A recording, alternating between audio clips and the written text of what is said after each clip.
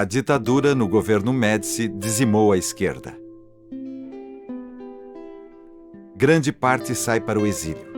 Argentina, Bolívia. A maior parte vai para o Canadá e particularmente para a Europa. A França volta a ser um país que concentra um grande número de brasileiros. Outros milhares vão para o Chile e quase todos se convertem em ativistas políticos dentro daquele país.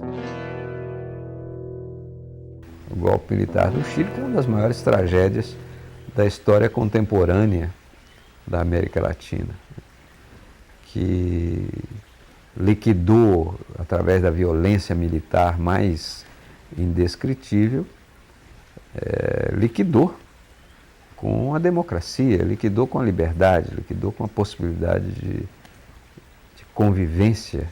Em poucos meses, o Chile matou milhares de pessoas, assassinadas, né? Assassinadas militarmente.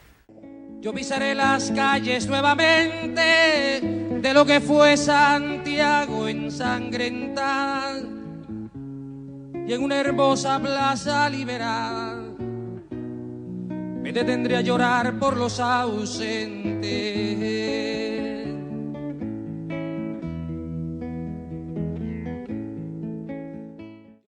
O período Médici não tem uma oposição pública, política clara, né? Quer dizer, ele baniu essa oposição. Ficam pedaços, ficam remanescentes, mas a ditadura vai destroçando a existência desses partidos, né? Sobra pouquíssimo de ação popular, né?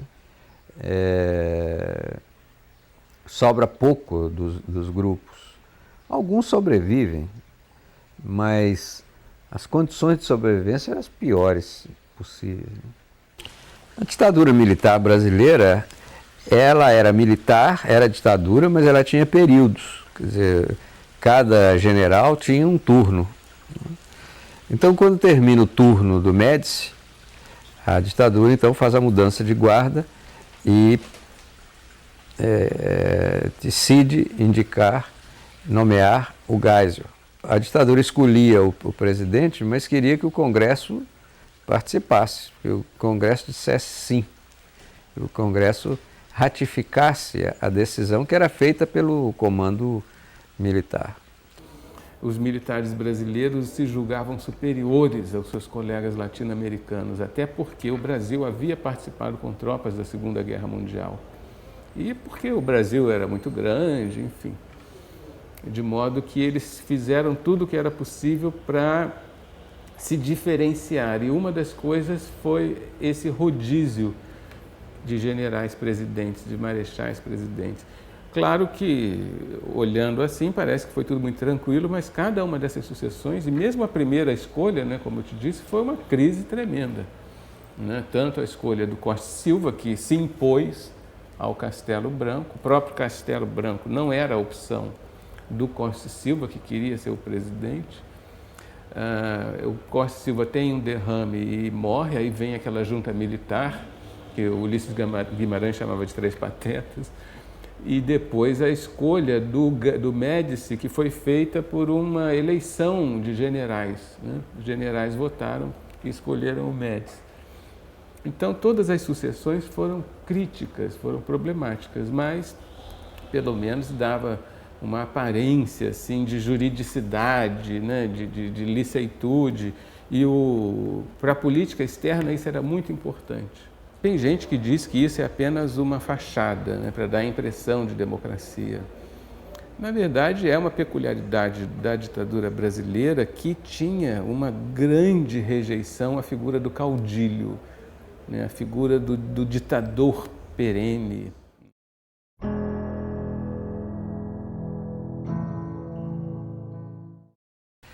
Dizem os historiadores que o Geisel talvez tenha sido um dos primeiros presidentes desse período que governaram pessoalmente, isto é, que não era o esquema que governava, mas que ele acompanhava passo a passo tudo. Geisel entra como ditador, nunca deixou de ser, tido como bravo, isto é, que fazia repressão, que tinha um projeto também de Brasil grande potência, que dedicou grande parte das suas energias, inclusive a fortalecer o setor público, as estatais, os projetos governamentais, e que a ditadura estava começando a se exceder de seus limites. Parentes de militares, conhecidos de militares, netos, sobrinhos de militares que começam a sofrer o processo da repressão. Com Geisel, volta o Golbery. Geisel, então, ele chegou a ter o Simons também como ministro e fez uma política econômica bastante parecida com a do período Castelo, só que com muito mais presença do Estado e com muito mais fortalecimento do setor público. Alguns economistas chegam a dizer que ele foi um dos responsáveis pelo surgimento pelo fortalecimento do setor de bens de capital do Brasil. E ele descobre, então, que a ditadura não podia seguir daquele jeito. Eu acho que há uma certa continuidade. Havia mais a presença do poder público, né, do Estado e do próprio Geisel na definição das coisas que podiam acontecer. Quer dizer, a bagunça tinha uma certa ordem, essa ordem era a ordem autoritária. E quem punha essa ordem era o Geisel. Mas o modelo era essencialmente o mesmo, os interesses mais ou menos os mesmos, os grandes projetos que existiram no período Médici continuam a existir no período Geisel, né? É daí, do período dele, a Ferrovia do Aço, né? É dele o período do projeto atômico.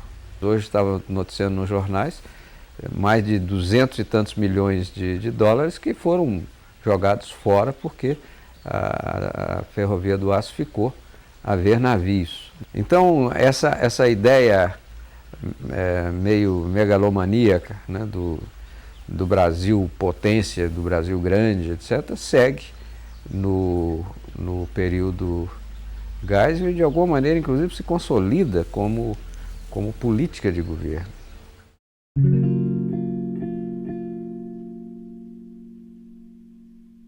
O país vinha de uma série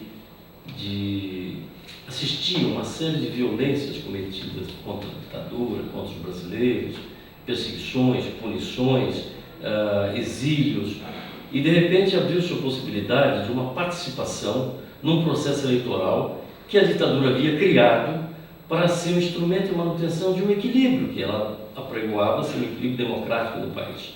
Mostrava essa imagem para o exterior, dizendo que existe uma democracia, porque existem eleições, mas as eleições eram controladas.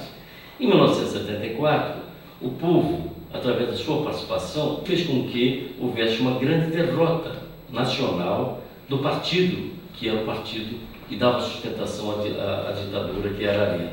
A campanha eleitoral foi uma campanha dentro das regras autorizadas, que àquela altura permitia o acesso à televisão, mas o acesso à televisão, o acesso disciplinado pelos partidos. Então havia limites para isso, mas dentro desses limites extrapolou-se e, apesar de tudo isso, houve uma grande adesão popular na votação majoritária para o Senado, que era a única votação majoritária que existia naquela altura, uma vez que não havia eleição direta para governador, nem para presidente da República e nem para as prefeituras das capitais. O resultado dessa eleição foi um resultado que deixou os governantes de plantão, porque o caso da ditadura militar brasileira, ao contrário de outras, era um processo diferenciado também, porque havia um revezamento no poder.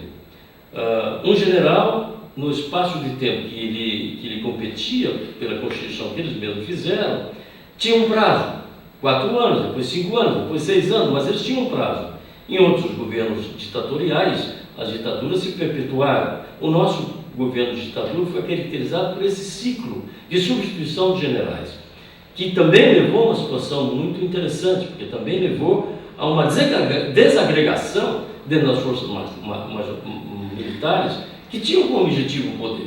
O processo eleitoral de 1974 mostrou à ditadura que a ditadura tinha aberto flancos, tinha deixado flancos abertos, que tinha sido aproveitado especialmente pelos candidatos progressistas nas eleições. Então, embora o acesso ao programa eleitoral fosse controlado pelos partidos, a campanha majoritária acabou envolvendo teses democráticas. Essas teses eram muito perigosas. Então, mudou-se a legislação eleitoral e foi criada uma figura que ficou conhecida como Lei Falcão, por ser o ministro Armando Falcão, o ministro da Justiça, que impôs essa legislação que os militares adotaram, propôs que os militares adotaram e passou a vigorar para as outras eleições. Significava que não se podia mais falar na televisão, podia só exibir textos e programas do partido, mas os candidatos tinham só a possibilidade de mostrar o seu retrato e o seu currículo. Essa Lei Falcão foi uma das medidas adotadas depois de 68, que mais afetaram a vida política do país, que, aliada à censura vigente na empresa, na verdade, botavam uma camisa de força em todos aqueles militantes políticos, sejam militantes das instituições da sociedade civil e democrática, sejam militantes vinculados aos partidos políticos, especialmente à oposição e especialmente ao grupo mais autêntico de oposição. A ditadura militar, ela, através dos seus legisladores, ela procurou estabelecer outras restrições àquele processo eleitoral que havia sido criado para não ser um processo onde a oposição pudesse ampliar seus espaços. Então se verificou que esse processo eleitoral precisava sofrer retoques. A ditadura se utilizou muito do parlamento, para legitimar os seus atos. E essa maioria parlamentar foi cúmplice da ditadura militar.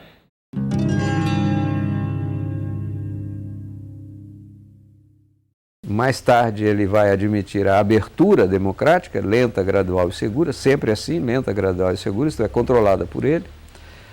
E nós então entramos num período onde vários episódios e vários fatos marcantes vão marcando a caminhada da ditadura para o seu fim. O primeiro deles foi, e o mais importante, foi o fim da censura da imprensa, que tinha sido estabelecida com a AI-5. Então, a censura deixando de funcionar, a imprensa começa a noticiar, a televisão começa progressivamente a mostrar os fatos, a realidade, a dar voz à oposição. Depois, o segundo fato, tão importante quanto, foi a desmontagem dos esquemas militares e policiais de ultradireita. Tem o célebre episódio da demissão do comandante do 2º Exército, que era o cabeça, digamos assim, da repressão militar, em consequência da morte do Herzog. O Vladimir Herzog era um jornalista, acima de tudo. Era um homem apaixonado pela televisão pública. Né? Logo após o golpe, ele ainda persiste no Brasil, poucos dias, e resolve ir embora e vai para a Inglaterra. Trabalha na BBC durante bastante tempo e voltou disposto a fazer televisão e fazer TV pública. E ele depois acaba vindo para a TV Cultura, assumiu a direção de jornalismo e acabou sendo morto um mês depois no cenário de uma disputa política muito grande entre o general Geisel e o general Silvio Frota, entre a direita e a extrema-direita, que usou o combate ao Partido Comunista, que era ilegal na época, como, digamos, campo de guerra. O Vlado foi preso, em primeiro lugar, no conjunto de prisões que aconteceram naqueles meses de setembro e outubro de 1975. O general Geisel, quando decidiu implementar o seu projeto de distensão, concluiu, junto com o general Golbery, que era preciso dizimar o Partido Comunista Brasileiro. E não fez muita questão de saber se dizimar significava destruí-lo politicamente ou assassinar os seus dirigentes, como aconteceu em muitos casos. O Vlado era um militante de base. Ele certamente foi preso porque havia uma campanha de imprensa e de alguns parlamentares no sentido de demonstrar que a TV Cultura tinha sido tomada pelos comunistas, com a complacência do governador de São Paulo, Paulo Egídio Martins, e, numa segunda instância, com certa anuência do general Geisel, que era o presidente da República na época. Então, é muito provável que, digamos, a busca específica do Vlado, porque ele foi procurado aqui na TV Cultura, negociou para se apresentar no dia seguinte, apresentou-se voluntariamente, entre aspas, se é que alguém se apresenta voluntariamente num centro de tortura, né, no dia seguinte, e poucas horas depois estava morto. Que havia aqui um ou dois, três talvez, membros do Partido Comunista que atuavam, eu era um deles, o Vlado era outro, e havia mais uma pessoa, é fato. Mas não era um plano de transformar isso aqui numa operação comunista. Havia sim a intenção clara de fazer com que isso aqui fosse um instrumento de democratização da comunicação entre o governo do Estado e a população. Mas esse era um plano negociado, aceito e pactuado com o governo de São Paulo. Foi uma encomenda do governo, né? Bom, eu acho que é conveniente dizer que eu estava preso no DOI-CODE há uma semana antes dele ser preso, né? Fui torturado, minha mulher também, e todas as pessoas que passaram por ali, umas 100 pessoas mais ou menos, foram submetidas à tortura. Então, para relembrar, ele foi procurado aqui às 10 da noite de uma sexta-feira, 24 de outubro, estava editando o Jornal da Cultura, que chamava-se Hora da Notícia. Os colegas impediram que ele fosse levado numa negociação com os homens do DOI-CODE, dizendo que ele se apresentaria no dia seguinte. Ele conversou, dormiu em casa, foi para a Rua Tutóia, que era onde ele tinha que se apresentar na manhã seguinte, acompanhado de um responsável pela cobertura da área militar que tinha aqui na TV Cultura. Apresentou-se lá supostamente com todas as garantias de integridade e horas depois estava morto. O que aconteceu foi que ele foi torturado, levou choques, deve ter sido também espancado, não se sabe exatamente a causa efetiva da morte, mas morreu nessas condições. E imediatamente depois, os dois colegas dele que estavam do lado, ali na cela ao lado, foram retirados dali, o corpo dele foi levado para outra cela e encenou-se um suicídio absolutamente impossível, improvável, na medida em que ele estava com as pernas arqueadas e enforcado. E todos os médicos e os legistas sabem muito bem que é quase uma situação sobre-humana ser capaz de alguém de se suicidar nessa condição, porque o impulso de sobrevivência faz com que a pessoa se erga. Por isso que os enforcados têm uma distância entre os pés e o chão. E isso foi apresentado primeiro para nós ali, que estávamos presos com ele, como sendo um suicídio, e houve uma discussão surrealista, da qual eu participei, em que eu e outros colegas dizíamos que não era possível isso, porque ele não tinha por que se matar, e eles tentavam justificar que ele era um agente da KGB e um homem poderosíssimo na estrutura clandestina do Partido Comunista, sobre a qual nós não tínhamos qualquer informação. E, de outro lado, para a imprensa como um todo, foi apresentada a morte dele como um suicídio de alguém que tinha sido delatado pelos seus colegas, como se nós tivéssemos feito isso de livre e espontânea vontade, né, citado o nome dele, e que ele, envergonhado, matou-se. Então, assim foi apresentada a morte dele. A diferença em relação a muitos outros casos anteriores é que, nesse momento, nessa condição, em razão de vários fatores, a sociedade reagiu.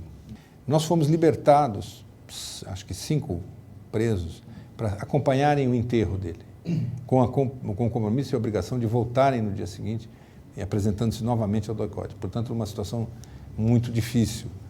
E o enterro foi um enterro muito emocionante, com muita gente, um enterro extremamente apressado, né, em que não houve, a cerimônia sequer foi feita com todo o rigor e todo o rito, porque era para impedir que mais pessoas chegassem. Mas ali já houve uma manifestação de protesto na beira do túmulo dele. O fato foi que as redações se uniram, né, transformaram o Sindicato dos Jornalistas num polo de resistência, publicou-se uma nota cautelosa, cuidadosa, mas que contestava a versão oficial, colocava em dúvida a versão oficial do suicídio, né?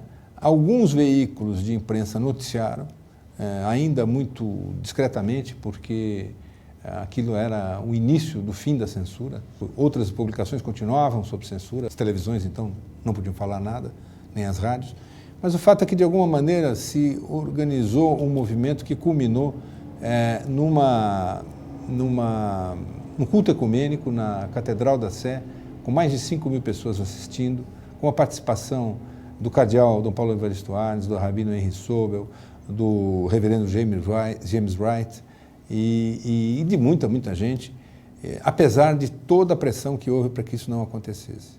No plano federal e no plano da política, os deputados de oposição conversaram com o presidente Geisel, com o general Geisel, né, e ali ficou estabelecido um certo acordo tácito de que realmente o que estava em questão não era apenas os militantes do Partido Comunista ou um jornalista que tinha sido assassinado, mas que o alvo dos homens do DOI-CODE, do sistema de repressão, era derrubar o general Geisel. Né? Então, esse acordo não resultou em nada vantajoso para nenhuma das partes, mas, de alguma maneira, acelerou, de alguma forma, o processo de abertura política, porque, naquele momento, o general não fez nada, ao contrário, fez um IPM que foi uma farsa, mas quando foi morto o Manuel Fiel Filho, poucos meses depois, um operário também do Partido Comunista, ele tirou o comandante do Segundo Exército. O Hélio Gaspari, o jornalista Hélio Gaspari, demonstra muito claramente que o intuito do general não foi punir alguém que tivesse abusado dos direitos humanos, porque ele achava que tortura podia ser um instrumento de poder sem nenhum problema, o Geisel. O Geisel, então, depois de uma série de conflitos e de problemas e armações, etc., acaba, num determinado momento, demitindo o general. E com isso ele começa a desmontar a máquina que tinha sido montada durante esse tempo todo. Então, o período Geisel, ele tem como característica básica ter passado de uma ditadura à la Médici, né, para um regime autoritário, altamente cioso do seu poder, mas com abertura para a imprensa e repressão à repressão. Ele, ao mesmo tempo, expressa, né, uma política econômica muito de gosto dos militares, pelo comando do Estado na economia, em associação com os grandes empresários, com os grandes interesses. Essa, digamos, é a síntese, a súmula do período Geisel. Você teve a ação da ultradireita, a direita, né, militar e civil, ela sempre foi terrorista, ela nunca deixou de ser terrorista. E durante o período Médici ela se esbaldou. Aliás, o terror, na verdade, estava instalado no próprio governo. Eles produziram ações desse tipo até no período Figueiredo, com o Rio Centro. O Rio Centro é da última etapa. O modo político de ação da ultradireita é o terror. É a violência política mais fria. Os atos do Rio Centro, atentados a bancas de jornais, a OAB, etc., aquilo é uma reação da linha dura, digamos, seriam os últimos estertores da linha dura, que estava sendo desmontada pelo governo de Geisel e depois de Figueiredo, e não queria perder o poder. Então, justamente para reagir, eles praticaram esses atos de terrorismo. Quando já a cúpula militar decide que é preciso abrir, que ou fechava mais ou abria, e nesse caso era melhor abrir, mas há uma abertura controlada, né? Como você conhece a frase famosa, né? Lenta, gradual e segura, para nunca perder o controle. Quando a cúpula militar decide por esse caminho, surge uma resistência interna dos próprios torturadores, da ala mais pesada. E são esses Eles até são chamados na ocasião, em alguns textos, e eles mesmos se autodenominavam de braço clandestino da repressão. Veja só, havia uma repressão que era clandestina vis-à-vis do próprio regime militar. E eles partem para ações de repressão e de provocação para perturbar o ambiente, perturbar o próprio processo de abertura, para provocar. A morte do Herzog foi fruto disso, nós conhecemos o episódio. Tanto assim que na segunda morte do Manuel Fiel Filho, o presidente demite o comandante do exército daqui. Então há uma luta intestina. Como parte dessa luta, há algumas ações de provocação contra a imprensa alternativa e contra bancas de jornal, espécie de um terrorismo de paramilitares ligados a esse braço clandestino. Algumas bancas no Rio, em São Paulo, houve, parece que uma bomba no Pasquim, uma ou duas bombas, mas isso são episódios, poucos episódios e num período curto, no final já do período. No período Geisel, os partidos começaram a retomada, né? Readquirem uma confiança mínima, né, de que eles poderiam atuar, etc. Mas a ditadura foi muito inflexível com os processos institucionais. Havia justiça militar. Ela, de vez em quando, liberava alguém, entendeu? Ou fazia uma intervenção, mas ninguém podia depender da justiça militar, nenhum cidadão podia depender da justiça militar para ter justiça. Era a ditadura, né? A justiça da ditadura, julgando o processo. Então era algo que só por exceção é que ela acabava liberando alguém ou condenando alguém, mas não era a coisa com que não se podia contar no processo democrático. E a justiça civil amordaçada e quieta, calada. O Congresso domesticado, e por isso é que a liberdade de imprensa no período Geisel foi tão importante, porque ela começa a descongelar o cenário político, ela começa a descongelar a vida política, né? E a abrir espaços para que vozes da oposição e fatos e denúncias, etc., comecem a aparecer.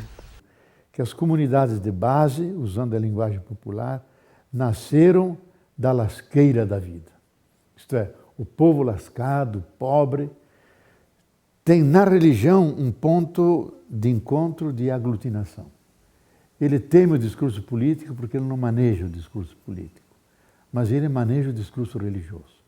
Então, eles começaram a se reunir ao redor de novenas, a festa do Santo Padroeiro e ao redor da leitura da Bíblia. Então, o nascedouro, na verdade, é a apropriação que o povo faz da palavra de Deus, se deixa alfabetizar até para ler a Bíblia, então comparam página da Bíblia, página da vida. Que conclusão tiramos para a nossa prática?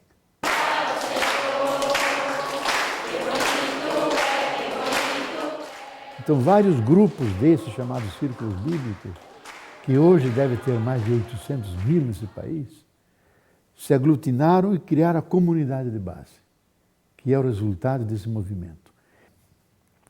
Mas se viu que essas comunidades não só tinham um efeito religioso, de animar a fé, tinham um efeito social, político, de ajudar a melhorar a vida no seu local, articular-se com os sindicatos, com os outros movimentos sociais, e ajudaram a fundar o Partido dos Trabalhadores. Não é que eles entraram no partido, elas criaram a célula para dizer é um instrumento a mais, na linguagem deles, é uma arma a mais na luta pela libertação. Então, as comunidades de base é uma escola de cidadania, de participação, e foram buscar aliados, que são movimentos de bairro, movimento de mulheres, movimento de quebradoras de coco, células sindicais, como aliados na mesma luta. O movimento sindical que parecia morto ou inexistente ou adormecido, ele começa a se desenvolver e a se transformar em manchetes dos jornais e das rádios e TVs, através de grandes concentrações de massa, né? que eram feitos no início nas igrejas. Certas igrejas eram um espaço onde você ainda se sentia um pouco mais protegido para lutar contra a ditadura.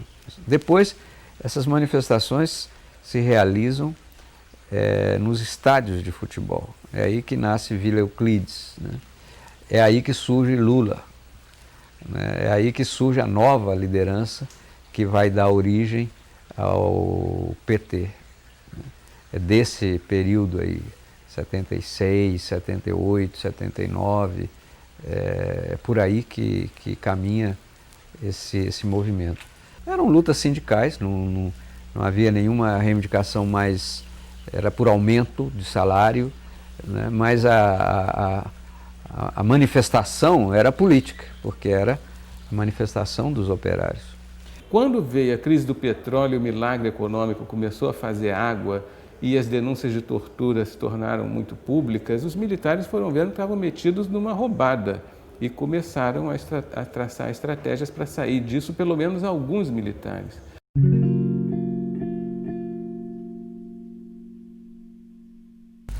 O comando militar escolhe o general Figueiredo, que era chefe do SNI no período anterior, para ser o presidente. Começou a ser conhecido exatamente pela abertura que existia na imprensa, porque a imprensa noticiava tudo que ele falava, todas as coisas que ele falava, gozava ele. Aí é o período onde a ditadura começa a fazer água, começa a se desmoralizar enquanto ditadura. As mobilizações começam a se desenvolver, a insatisfação a se manifestar, a crise econômica também se manifesta. Né? Voltamos ao Delfim, né? que passa a ser o ministro da Economia, mas a essa altura já com a imprensa em cima dele, né? Com cobranças da sociedade. Há uma reanimação geral da vida política com a abertura que vai se dando. E com as declarações também intempestivas e curiosas do general Figueiredo, né? Como que ele preferia o cheiro de cavalo a cheiro do povo, né? É para abrir mesmo, e quem quiser que não abra, eu prendo, arrebento, eu não tenho dúvida. Enfim, ele inovou bastante na literatura política do país, na luta política do país, com essas declarações inusitadas. E ele, na verdade, é o processo do fim da ditadura, né? Do fim da ditadura militar.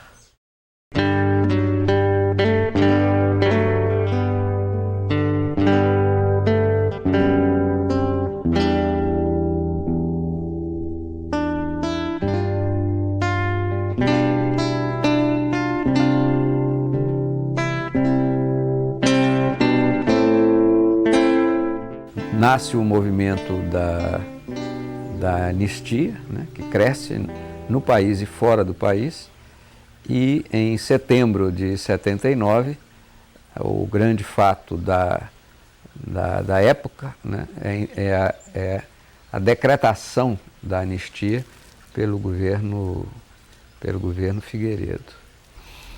Bom, a anistia é um movimento que começa no Brasil, que tem um amplo apoio dos exilados fora, que mobiliza as famílias dos presos políticos e dos exilados, que mobiliza a intelectualidade, que mobiliza o movimento estudantil e que assume formas bem amplas de organização de comitês, né, os comitês da anistia, e cujo objetivo único era a volta, né? O fim do exílio e o fim do período em que as pessoas eram presas ou perseguidas, etc., por suas opiniões políticas. Olha, inicialmente a ideia da anistia começa com um grupo muito restrito, muito pequeno, de pessoas atingidas pela repressão. Então, a esposa de um general, a Terezinha Zerbini, esposa do general Zerbini, ela começou o primeiro movimento formal a favor da anistia em 1975, ainda em plena ditadura, ainda no começo do governo Geisel. E chamava-se Movimento Feminino pela Anistia. Então era um movimento ainda muito restrito a um grupo de mulheres que tinham filhos no exílio, podiam ter alguns filhos presos, outros caçados. Quando chega em 1978, com o movimento de oposição crescendo no país, o governo militar já tinha sofrido uma derrota em 74, uma derrota eleitoral, o MDB elegeu muitos senadores de oposição e tudo isso. Em 78 surge um outro movimento pela anistia, mais forte ainda, mais organizado ainda, que são os comitês brasileiros de anistia. Então, o primeiro foi formado no Rio, em fevereiro de 78, e depois São Paulo, Belo Horizonte, Porto Alegre, começou a se espalhar por todo o país esses comitês brasileiros de anistia, que congregavam um grupo, um espectro de pessoas muito mais amplo do que o movimento feminino pela anistia, que era só um grupo de mulheres, muito combativas, muito valorosas, mas limitadas no escopo. O Comitê Brasileiro de Anistia incluía setores organizados da sociedade, sindicatos, associações, incluía também os familiares dos presos políticos, familiares dos desaparecidos políticos. Mas foi uma luta que nós tivemos que ir às ruas, tivemos que conquistar o apoio da opinião pública, apoio de vários setores que estavam se reorganizando no Brasil naquela época, para chegar a um peso e chegarmos ao Congresso Nacional com uma campanha que foi crescendo até ganhar adesão de parlamentares do Congresso. Aí aparece a figura do senador Teotônio Vilela, que foi o relator, né, do projeto de lei de anistia. Então eu me lembro que no primeiro congresso de anistia, que foi feito em novembro de 78, a Elis Regina foi cantar de graça, foi feito um show no Teatro Ruth Escobar, vários artistas aderiram. Então nós fomos ampliando, e à medida que nós fomos ampliando para a academia, para estudantes, para metalúrgicos, né, todos esses setores começaram a apoiar a anistia, e quando chegou ao Congresso, nosso apoio no Congresso cresceu. Nós não podemos esquecer que o Teotônio Vilela era um político que veio da arena, que apoiou o golpe de 64. A anistia talvez tenha sido um dos movimentos mais expressivos da luta pela democracia no Brasil. E que teve princípio, meio e fim. Quer dizer, ela cresceu, né, e conseguiu se impor até que, no período Figueiredo, o governo acena com a versão de que era uma dádiva do governo, mas na verdade era o fruto de uma luta social que ninguém mais podia segurar, era uma questão de mais dia, menos dia, e a anistia se imporia. Então eu considero que foi uma campanha vitoriosa, apesar de toda a reação. Nós tivemos repressão na rua, nós fizemos passeatas, a polícia vinha, jogava bombas. Então foi uma campanha muito difícil, não foi uma campanha, nós éramos vigiados, observados, tinha infiltrações nos nossos congressos de anistia, nas nossas reuniões. A anistia é o fim da ditadura, porque todos os mitos que a ditadura tinha criado, de que fulano não voltaria mais, de que ciclano estava banido da vida política, se dizia que Arraes, Julião, Brizola, né, Goulart, toda uma geração de políticos que existiam no tempo do golpe estavam banidos totalmente da vida do país. Mas do ponto de vista das lideranças políticas, todos voltaram, né? E cerca de uns 8 ou 9 ou 10 mil brasileiros que tinham saído para o exterior voltaram e começaram a participar imediatamente da vida política. Por exemplo, Brizola chega em 79, em 82 foi eleito governador do Rio, né? Arraes se elege pelo Nordeste, e assim a maioria, né? Olhando assim de hoje, né, é uma coisa muito impressionante de pensar que em tão pouco tempo nós temos conseguido tanta coisa, porque nomes malditos como Brizola, Miguel Arraes e Luiz Carlos Prestes, se dizia, esses não vão voltar ao Brasil. Mas aí, com o apoio da classe artística, por exemplo, um nome que era desconhecido para o grande público, como o nome do Betinho, de repente aparece, né, através de uma canção do Aldir Blanc, em que se fala do bêbado equilibrista, em que se fala da volta do irmão do Enfio, que era uma pessoa de oposição, mas que tinha um perfil, né, uma visibilidade grande na mídia, porque era um grande cartunista, escrevia para a grande imprensa e muito feroz crítico daquele período. Então, tudo isso, música, artista, todo esse movimento, né, acabou levando o governo militar a ter que recuar.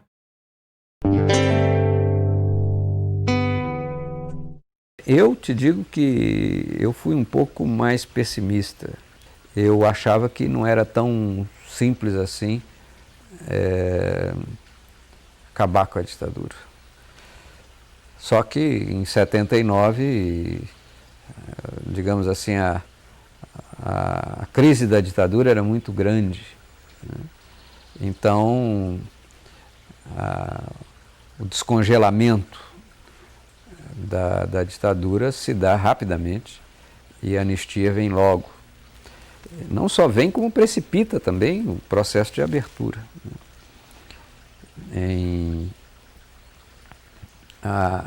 O Brasil começou a viver uma nova era política como se a ditadura já tivesse acabado. E o presidente era um general que ninguém tinha eleito, né? Aí é que, terminada a luta da anistia, começa a luta pelas eleições diretas, né? Bom, eu acompanhava a anistia através do Enfio, porque o Enfio fazia uma luta nacional pela anistia através das cartas que ele escrevia para a mãe. Ele dizia: mamãe, o Betinho precisa voltar. Então ele trabalhava para a minha volta. Esse era o modo como ele personalizava a luta da anistia. Que sonha com a volta do irmão do Enfio, com tanta gente que partiu num rabo de foguete. Tanto que quando o Aldir Blanc e o João Bosco fazem a música, né, o Bêbado Equilibrista, ele se refere exatamente à volta do irmão do Enfio. E logo depois veio a anistia. A gente fica sabendo de tudo isso através da imprensa, porque a imprensa mundial cobria isso e da família, né?